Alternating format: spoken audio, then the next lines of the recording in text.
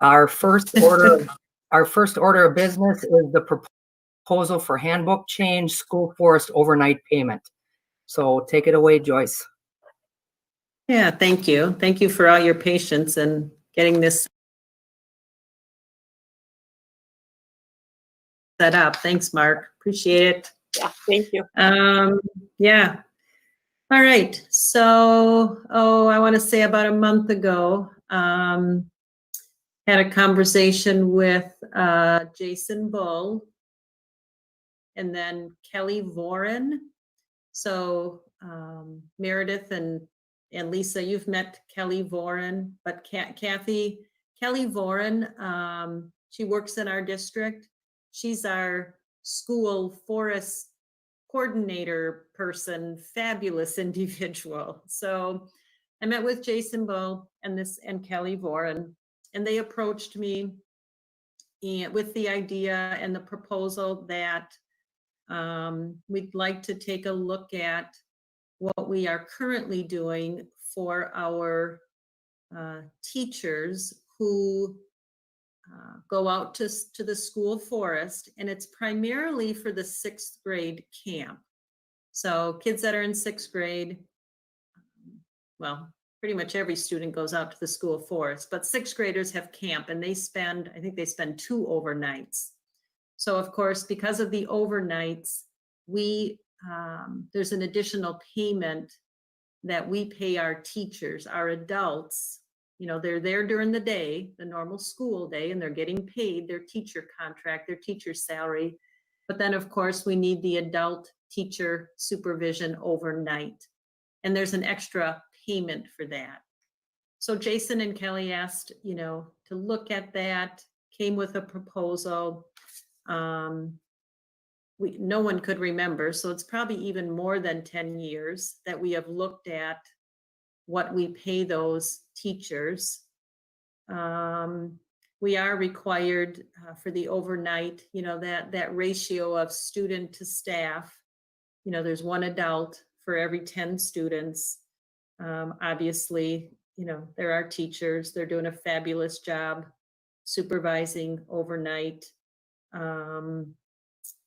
Again, and just felt that it was time, did not feel that the compensation was adequate anymore. So as I just put in what the current handbook says, but then right below it, it might be easier to understand that. If I'm a teacher and I'm helping out from 4 to 9, I'm currently getting $50. We're proposing that goes to $75.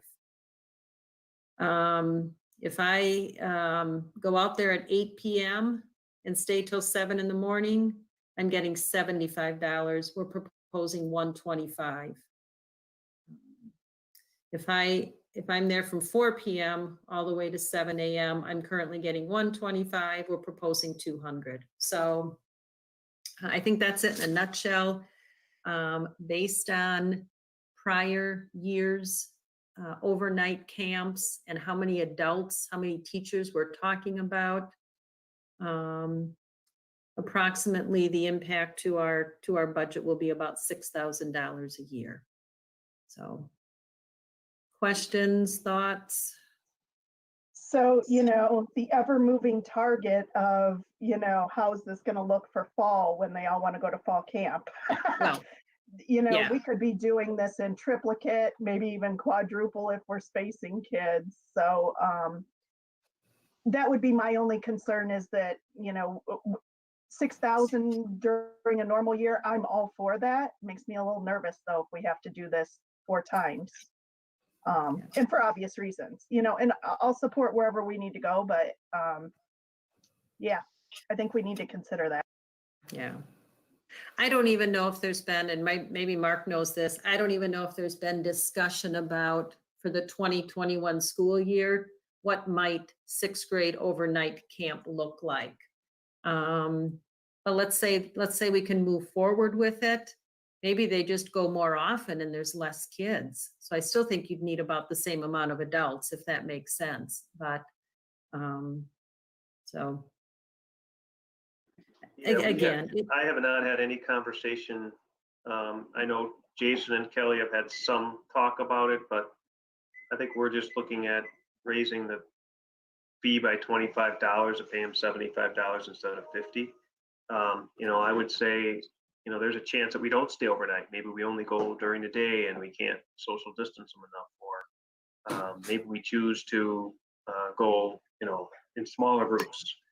But we're going to have, I guess this was made in the light of we're going on a typical year, and we haven't changed the payment for overnight staff since anybody can remember. And sometimes it's harder to find people who are willing to spend their nights with sixth graders. So we're just looking to offer them a little bit more, I guess. And I think regardless of what sixth grade camp looks like this year, whether they do it, don't do it, or just go for the day event, at some point we're going to go back. I'm sure I've been here 4 years, and this is a huge deal apparently for our sixth graders. That's been a long standing tradition. So even if this coming fall and spring, whenever they go, that they're not doing overnights because of COVID, eventually, I have no doubt we're going back to overnight camp. So, I think Mark and I mean, we certainly support it. Again, haven't changed the payment for, could be 20 years. We just know it's more than 10. So. Do we need a motion to make that happen? Yes, we do. And we'd want to. I would love to make the motion to approve these increases. It would be to move it forward to the full board. To the full board, yeah. Yes. So I'll make that motion that we move this to the full board as written. I need a second. There, I can second it. Thank you. We have a motion and a second. So we will be moving it to the full board meeting for their approval. Okay. Great. Thank All you right. very much. So the next item is HR updates and discussion. So I'll let Joyce take it again. Thank you. So the school forest was really the only thing that on the agenda that I was looking for any action to be taken. I thought that certainly this is an opportunity to just update the committee on several things going on in the HR world, give you an opportunity to ask some questions. So I just listed some things. I think that this came up yesterday at the board meeting, or last night. I won't take a lot of time, but I just wanted folks to know that, gosh, we value all of our staff, but celebrated those that retired, and then the staff that reached 25 years of service. Typically, again, Kathy, for your information, typically we have a really nice banquet event. It's been at the Holiday Inn, I don't know for how long, but we usually do that in May. Had to be canceled, but certainly wanted to do something. Now, of course, they'll be invited again in subsequent years, but I think, as I said last night, the gifts that they normally would have gotten at the banquet, we delivered them to their houses last Thursday and Friday. And then for those that retired, got some really nice yard signs, that we put in their yards in their homes as well. So just kind of want to let you know, we certainly wanted to continue to honor and recognize those folks. So any questions, comments on that? Good. Okay. Just a little bit on hiring, or kind of where we're at. Up to now, this is as of this week, we've had, and I guess I'll just speak to teachers at this point, but had 9 teachers that retired this year. And again, we knew that by mid-March already, but 9 teachers that have retired. Interestingly enough, that's the same number of teacher retirements we had last year. The year before we had 5. So, and then thus far, up until now, teachers, we've had 19 resignations. Again, and we could get a few more through the summer. But as of right now, there's 19 resignations for teachers. Last year, I can tell you there were 24 resignations for teachers. The year before it was 22. So seems like we're trending pretty similar as far as teacher retirements and resignations as we have the last 2 years. So again, that just gives you an idea. What I will do, probably in closer to September, I'll put this data together. I did this last year, so now I think I'll have 4 years, 3 or 4 years worth of data and some nice charts and, you know, with teacher retirements, resignations, how many years they were in the, you know, some of that data that we can look at it a little bit closer. But again, because we'll still have a few more, hopefully not, but we likely will have a few more resignations between now and August. You know, I'll provide you some more information in September. But again, it looks like we're trending about the same as we have the last couple of years.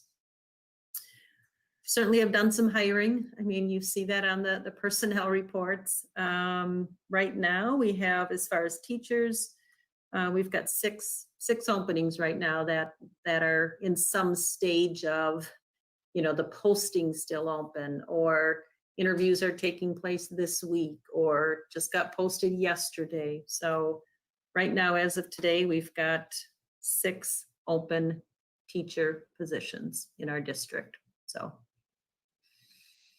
I'll pause there, I guess. Any questions about kind of that hiring update?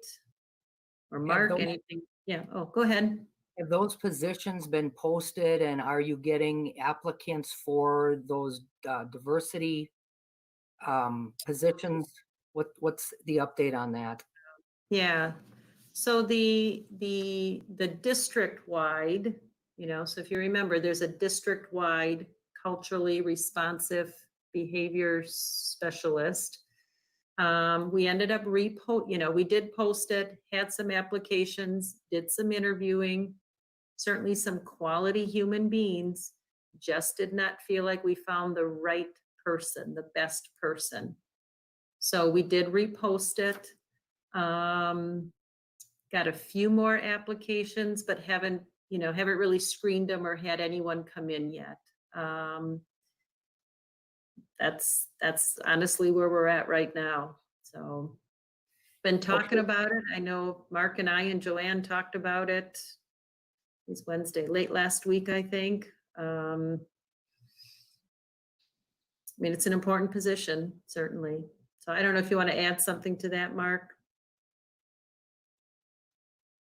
I guess I would just add that I think the team's doing a good job of looking at the applications. The challenge that has been shared is that it's posted currently as a 1-year position, and there was some feeling like because it's set aside, there was some feeling like that might prohibit some people who are really qualified for applying for the position because it's only a 1-year piece. And we've had some internal conversations about what kind of commitment could the district provide that might increase the number of applicants or qualified applicants. We have, again, likely have to create another set aside for next year, but the money that we use to pay for the position comes out of our special education department, and that has to be approved by the DPI. So if we do agree to approve that position for a 2-year piece instead of 1 year, district really is responsible to uphold the 2-year provision until the DPI approves it for the 2nd year, which likely they will, but that's just the conversations we've had. So we may choose to go back and say, we'll move this position for 2 years. But again, right now, the money's coming out of set aside from special education. And I think holistically, I mentioned last night at the board meeting, the position is not just that we're looking for in terms of culture responsive. It's not just in special education, it's district wide. So we want to, if in fact that we decide that there is another area which we want to address, we would go through potentially that equity audit and identify that piece and then come back with some action plans in order to improve, which may or may not include a position, but right now, I think that was one of the challenges. I appreciate that you all are taking the time and effort to make sure that it's the right person at the right time. And I would much rather wait and find that right person than rush into a situation where we might not be as pleased down the road, or have other opportunities that maybe that individual couldn't fulfill. So I good for you guys. Yeah. I agree. So the idea is then to have the head person in place and then have the other candidates interviewed. Okay. Yeah, in fact, Joanne and I just talked about that. That's really been the plan all along. Joanne and I talked about that again just this week. We've posted the building positions, those that are going to get a stipend. We've posted those and certainly have some interest at the buildings. Some of the principals asked about going ahead with, and we just said, let's get this district person in place first. And then we will go ahead and interview and hire and select those individuals at the building level. And the principals are fine with that. So, but yes, we want to hire the district person first. Yeah. That would make sense. Thank you. Yeah. As Joanne and I talked about it again this week, because we just wanted to talk it through, because again, not good or bad, some principals were thinking, okay, let's just get the, no, let's just seem to make sense in our minds to let's get that district person in place first. And then we will, and we've communicated. So for the individuals, the internal people that have expressed interest at their buildings, we've let them know that, be patient, hang in there. We're going to fill these positions, but we want to fill the district-wide position first, and then we'll go on to the building. So we have communicated to those building people that have expressed an interest. So. Okay, great. Thank you. Yeah. Thank you for the update. Yeah, absolutely. Joyce, when you get that person in place, will that person have the ability to have input about who takes those positions on within the school? Is that part of the idea behind putting that person in place first? Yeah, okay. Absolutely. That makes sense. Wonderful. Yeah. All right. So again, we continue to hire and fill positions, but so far, I think we're doing really well.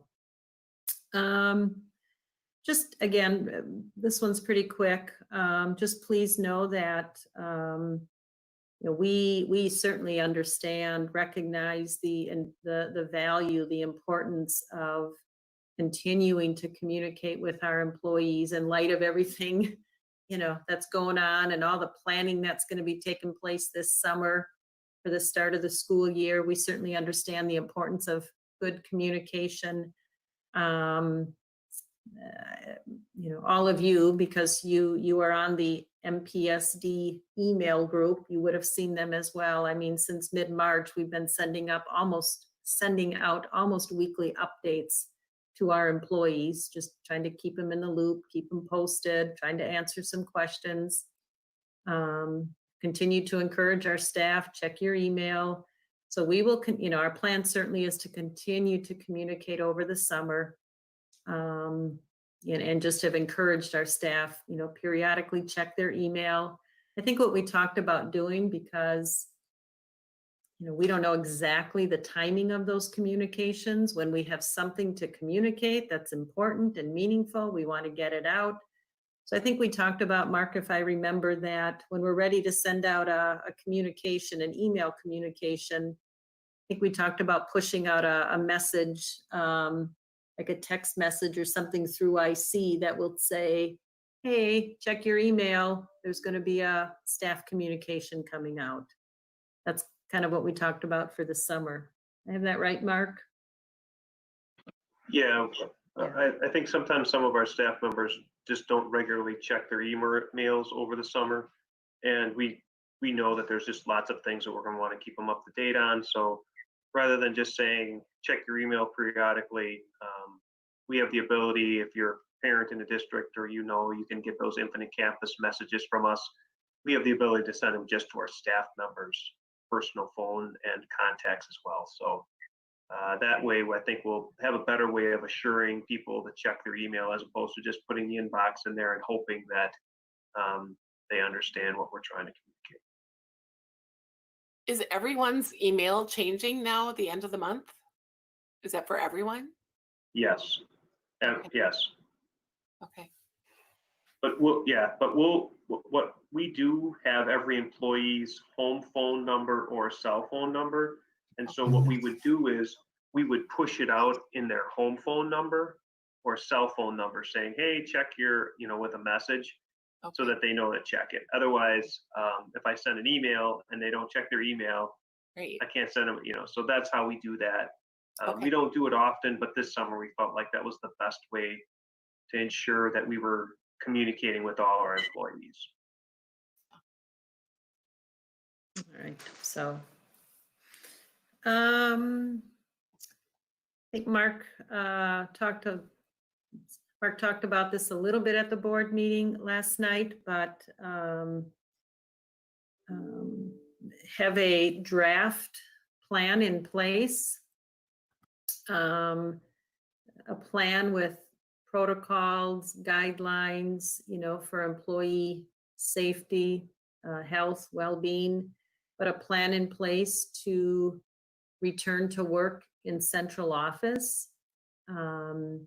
So there are about 30 of us that work in central office, 28. In the summer, it's a little less because some of the people that work in central office work the school year. So in summer, there's probably, give or take, there's probably about 20 of us.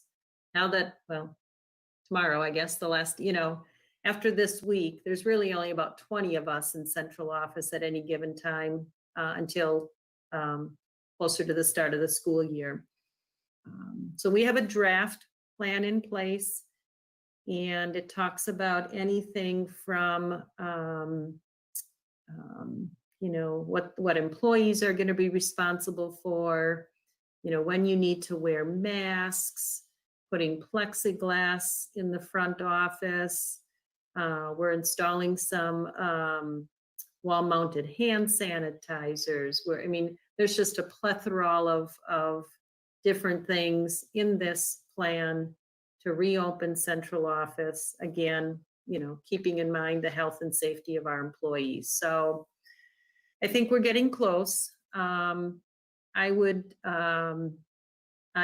it's safe to say that the very earliest that would happen is July 6th to sometime closer to the end of July. So, right now, just like we've been operating, we've encouraged central office, we've been encouraging people to work at home as much as possible.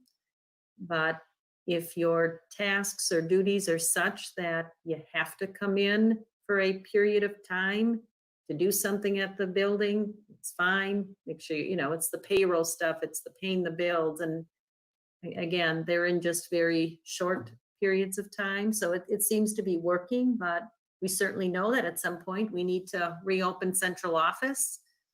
In the near future, we're going to have families that want to enroll their kids. We've got new staff that are wanting to drop off paper, so just know that lots of time and discussion already on this draft plan. Shared it with the director team. We're going to talk through it again on Monday, actually. And then we're going to invite 3 to 5 other staff that work in central office. Here's what we're thinking, and just get their feedback and ideas and their comfort level. And again, the very earliest would, that we say you're coming back on this date, very earliest would be July 6th. It could be, mid or late July. Let's see. So any kind of, any questions about, I guess at least central office? Are we thinking about making Oops, sorry. Does someone else want to go? Go ahead. Okay, I was just wondering are we opening it up for an option for people to go in if they're not comfortable? Maybe there'll be certain individuals who are immune compromised or dealing with elderly parents that they can still work at home. Are we taking some of that into consideration at all? Yep, absolutely. One of the protocols or policies that I just recently put a draft together for is really district-wide. You know, whether it's a central office person, whether it's a building secretary, whether it's a teacher, you know, what's our policy going to be? What's our protocol going to be if, you know, I don't want to come back because I'm afraid, I'm uncomfortable, I haven't left my house in 2 months, you know, I don't have you know, and then what's our protocol going to be and our policy going to be if I'm in a very high risk category, you know, have some health issues that might not be suitable to come back in a building, you know, during a time when we're still considered to be in a pandemic. So we are finalizing in, you know, to your point, to your question, you know, district wide, how are we going to handle that? Because we are going to, you know, I guess we're going to have a handful of people that are either just going to be fearful to come back or uncomfortable, or those that, you know, again, have a health condition that, you know, they're nervous about coming back.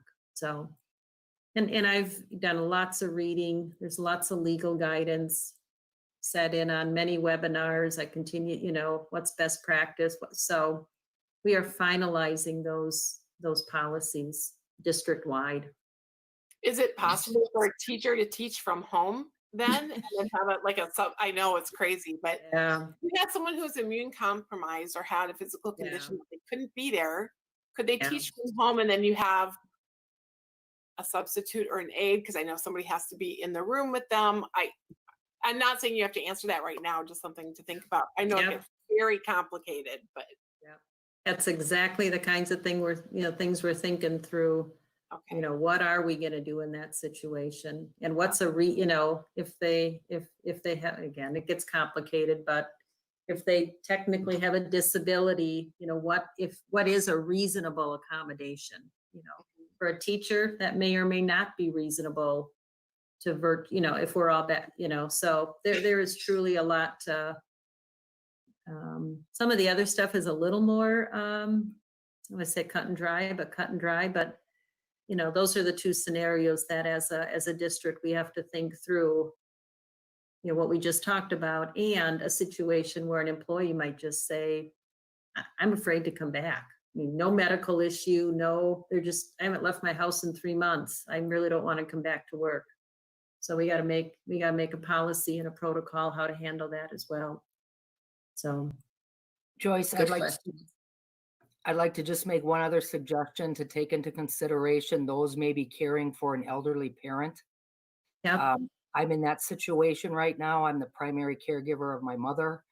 She's 89 years old. I do not want to put myself out there and put her in jeopardy, you know, so we have to look at that population as well. Okay. Yeah, there's those situations that are going to become, I mean, places that are reopening, you know, now that have been reopening are, you know, we're going to be facing that, you know, whether it's when we bring people back to central office in a few weeks, or, you know, we've got several hundred people. So absolutely, Lisa, thank you.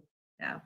And I think we just need to also be prepared that any way we do it, we're going to be wrong in the public eye, right? You know, we can't win.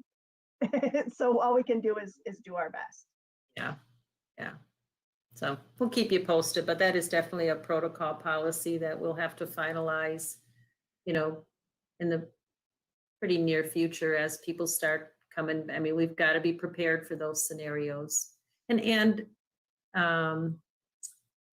yeah, kind of goes down to letter E, number 2, you know, in addition to that,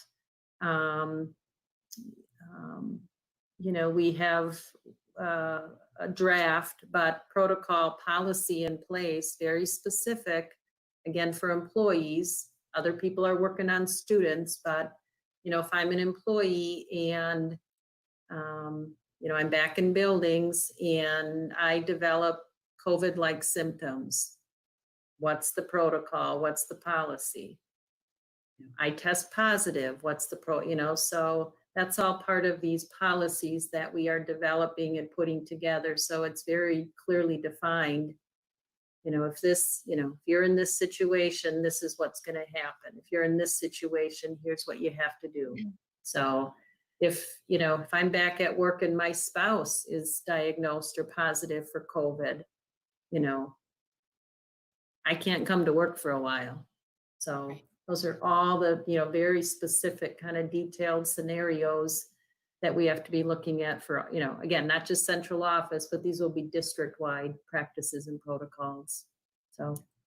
Well, we're talking COVID right now, though. Are we thinking more long-term too? Like with these policies, will they carry us into the future in case any other type, heaven forbid that would happen, but if there's another type pandemic or some other crazy period of time we're dealing with, is there going to be verbiage in there that'll cover us for that, or are we going to have to start all over again? Well, I know. Yeah. Let's hope it doesn't happen for another 100 years, right? Yes. Yeah. Thank you. I'll just say that, Kathy. Yeah. Please. Are those policies something that we will be able to share that ownership so that if there's backlash, it doesn't just come back on the administrative team? And I'm not saying that to micromanage, I'm saying that to share that burden of responsibility. Is that something that we will end up approving, or is that something just done by administration? I guess I don't want you all to carry that burden alone. Yeah, it's a good question. I don't know. Yeah, I would anticipate that we would likely add it to the handbook. Right. And so when we add things to the handbook, we'll bring them to the appropriate committee, and then the committee would approve the handbook and then move it forward to the full board. So that's how I would anticipate that we would use that. I don't know that we would create a board policy. Handbook. I think we're looking at making changes to the employee handbook, of which, yeah, I appreciate that. We would just want first of all, we want the board to be together in that conversation, or at least had an opportunity. If there was some dissent, obviously we can work through that. But yeah, there's going to be some challenges in all areas, but I think we need to have language in the handbook, especially, the end result, and I'll just use this, it's probably getting way too deep, but if in fact an employee does not have any health conditions, and we give them a 2-week window to say, you've got to get ready, and everybody's back but you, the employer actually has a right to say, we can't employ you anymore, right? Well, what happens then is that comes back to the board, because the board would be then in the position to terminate an employee or accept the resignation. And we would want to make sure that you knew what was happening long before that happened. But, again, we'll make accommodations, but it could be anything. Notwithstanding a teacher, could be a paraprofessional who says, I just don't feel comfortable coming back. And we say, well, we need that position to be filled by a person, like a supervisor. We'll give you a couple of weeks, we'll talk to you, but eventually if you don't come back, I got to let you go. And that's what the policy at the end would say. Like, we'll make accommodations. If you have a health condition, if you have some other pieces, that's a different story. Right. But there likely will be some folks who just say, I just don't want to come back. And so we have to have some provisions so they know in front too, like how long they're going to be employed. I don't think the district should be responsible to employ individuals who choose not to come back when we have protocols in place at some point. And my other question was, so teachers have signed their contracts for next year. Is there a penalty when and if this kind of protocol rolls out into a handbook? Is there a penalty if they read it and say, I don't want to be employed anymore? Like a financial penalty that we would need to waive? In that, I would feel like we would need to waive one if there was one. Right. So I don't know if we always say the board, but the district always has the right to waive a breach of contract. That's the technical term. So the contract language in our handbook says based on some dates, and I can't think exactly over my head, but the first date might be After 500. June, yeah, after And then the June next- 5th, so, yeah. Go ahead, Joyce. You know that. But Well. there's pieces in there that says, and the rationale behind it is, if you tell us on September 13th you're resigning, we have to scramble to find somebody. So we try to, but on that same token, we have the right to not uphold a Release of contract. release of contract. break And of- we typically say if they break the contract in a typical year, we ask them to pay the penalty. But we have waived it in certain circumstances for situations that are unique, and we would likely do the same. Yeah, so we will keep you posted, but and the other thing, you know, as Mark and I talked about it, again, probably more than you want to know right now, but tend to over communicate. You know, even within this policy, you know, we've got our like right now, the nurses are looking at the health piece. And by that, I mean, you know, again, in this policy or protocols, it talks about as an employee, you know, if you test positive for COVID, obviously you're staying home. This is how long you have to stay, you know. And so again, our nurses are looking at that to make sure it aligns with the guidelines of the CDC and the, you know, state and local health departments. So the nurses are looking at that. You know, a few of us are going to have to get together to talk about what do we want our protocol to be, as Mark, you know, if somebody just doesn't want to come back. Okay. You know, there are, you know, there's this, the Family First Coronavirus Response Act, where again, if I test positive for COVID-19 and I can't come to work for X number of days, I might be eligible for emergency paid sick leave, all part of this Families for, you know, so all, you know, as you can imagine, this document right now is like 6 pages long. So we will also, and we want to move pretty quick. I mean, we want to be thorough and detailed and make sure it's right, but it is a protocol and policy that, you know, I personally would like to have done and finalized, you know, probably in the next 4 to 5 weeks, and work through these processes. We will likely also have our district, our attorney look at it as well. Again, just because of all the legal stuff. And so again, we got nurses and health departments looking at the medical piece.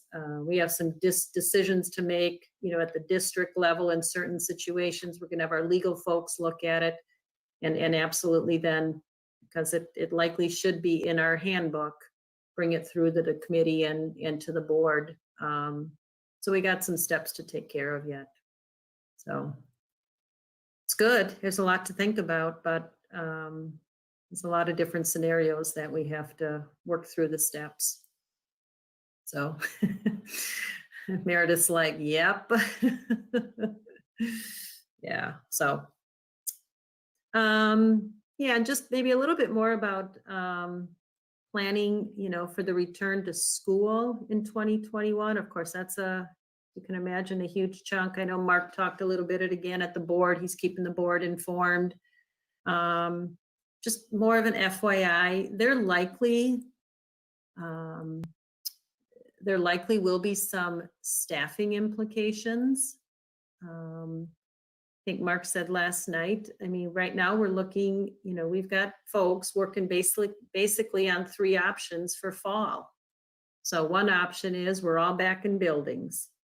Kids are all back in buildings with, of course, many protocols in place. Another option is we're still doing all distance learning, all virtual learning.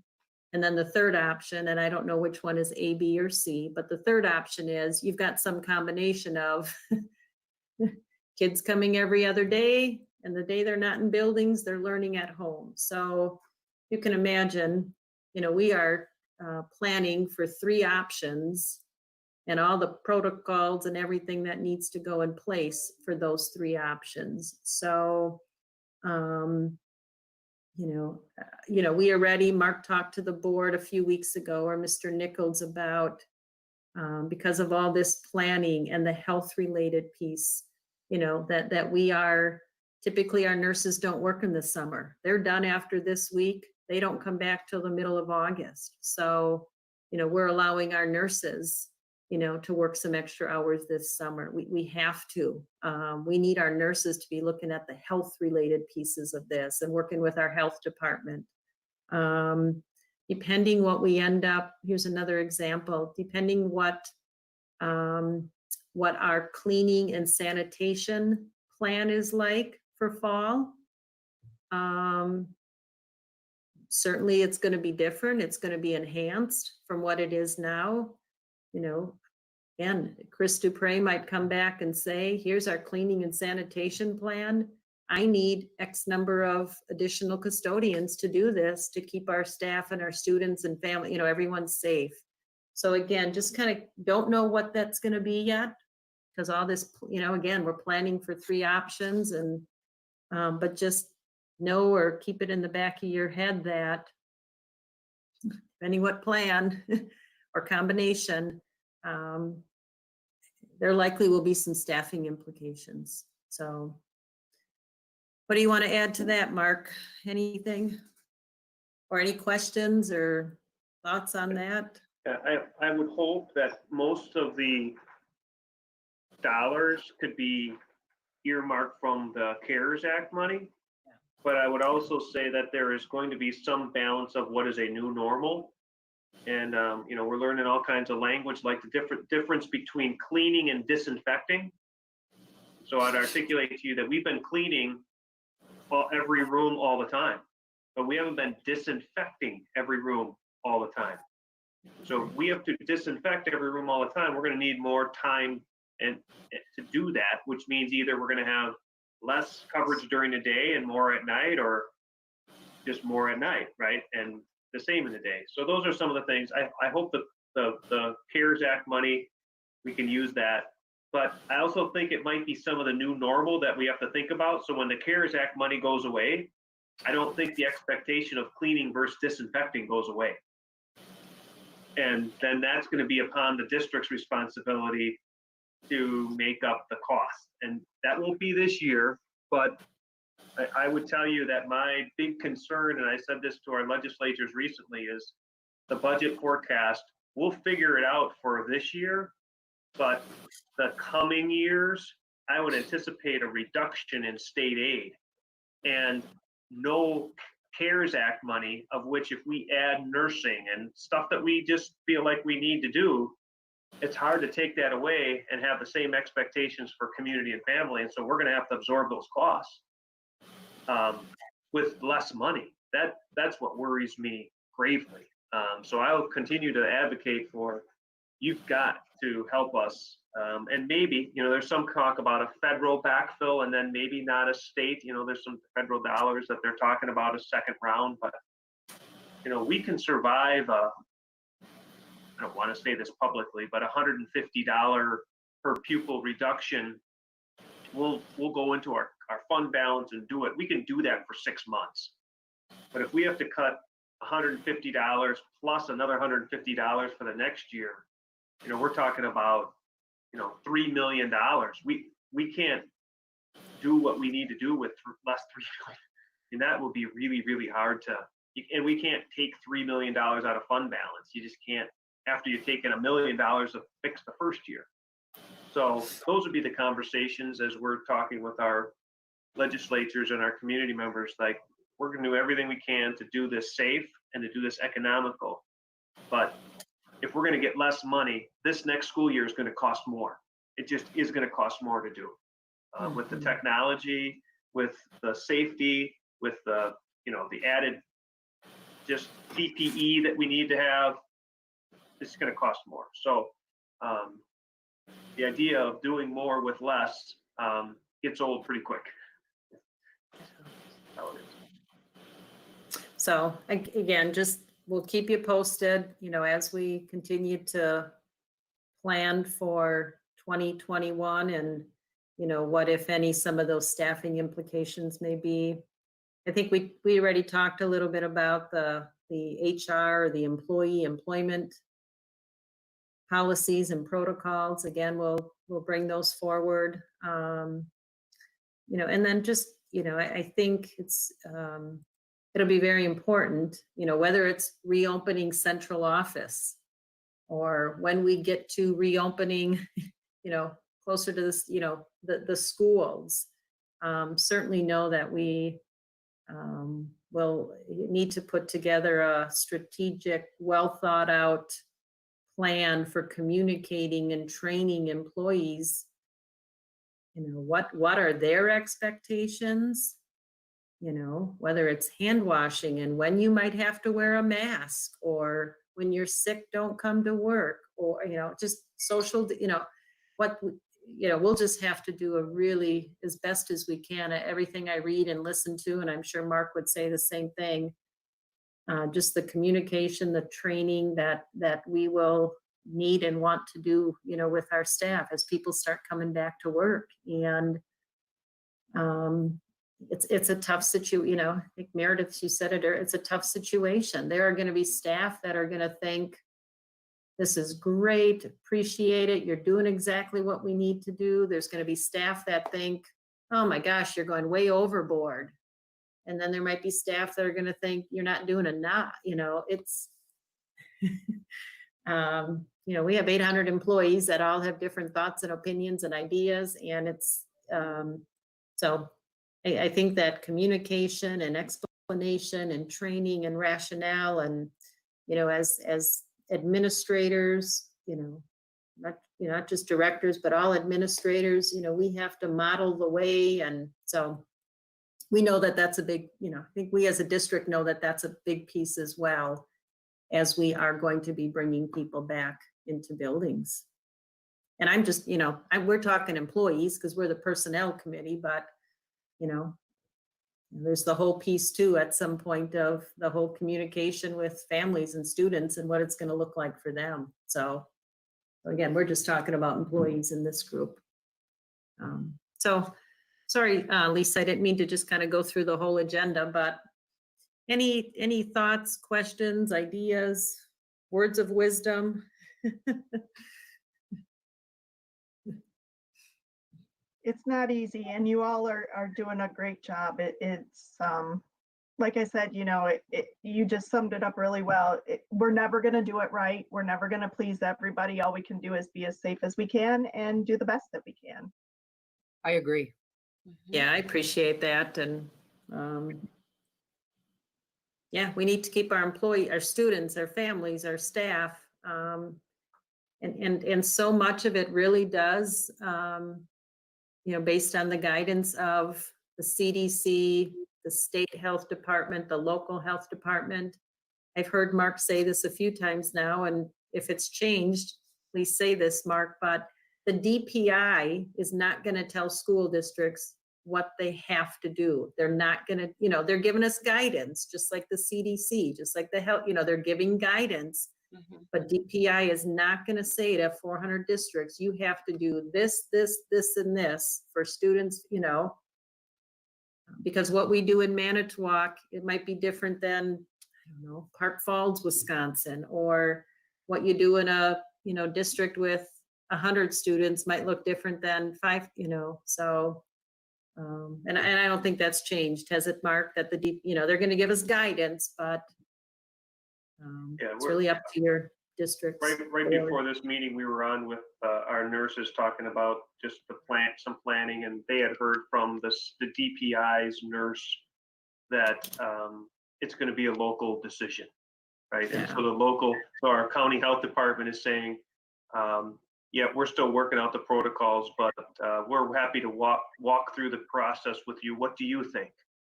So you know, I feel like I would tell you that my work in the last 3 months with our team, you know, Joyce being the leader of this group, they're so articulate and working through the minutia of the details that she just does an outstanding job. Joyce is a planner.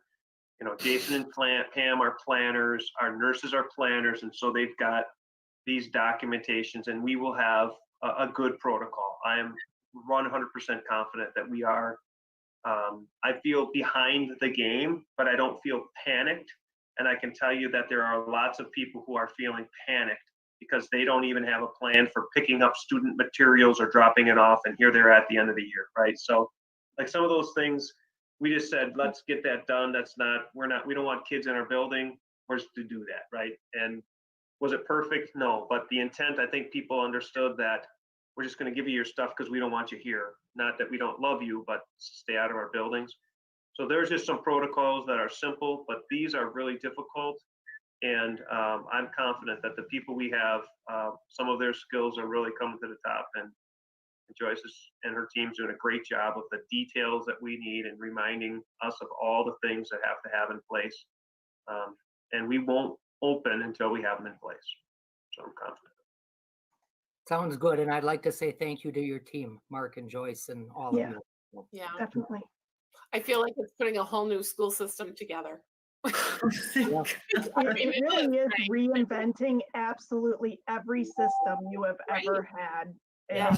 it's absolutely exhausting work. Yeah. I will say on a lighter note, my soon-to-be 7th grader, I can say that now, right? Said one of the best fundraisers we could do is to put the school logos on masks, and people would buy them up like crazy. At least Perfect. the mask wearers in the world would. We would. I can tell you that kind of close to that, Meredith. We just recently, again, this is where it's, you know, this is just one example of probably 50 or 100, you know, because we don't know right now or 2 weeks ago, I'm going to talk about employees. We don't know exactly what the protocol is for wearing masks for fall, you know, for fall or in a month when we open central office. Right now, CDC Health Department is saying, returning to work, going back into buildings, you should be wearing a mask if you aren't able to social distance.